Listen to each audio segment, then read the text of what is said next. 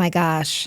So I'm sitting in a windowless conference room and, an hour before I had walked to work and it was a beautiful fall day. And so fall in Ohio is magic, right? The air is crisp, the leaves are turning. And I felt so alive during my 10-minute walk to work.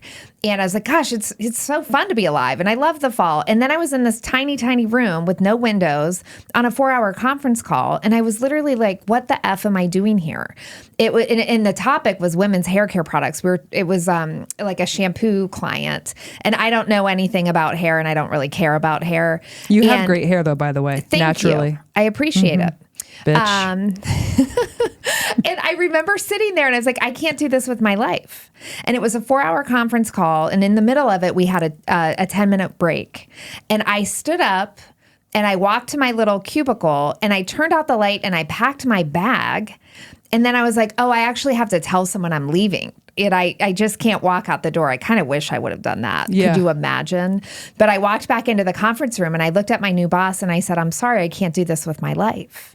And he looked at me and you know what he said? Well, you do know what he said because you read the book. He said, I am so jealous. I don't want to be here either. I was like, oh my gosh, this is the best move I've ever made because I just knew it. I felt it in my gut that if I had stayed 5 full days, that's why the 4.25 is very important to me.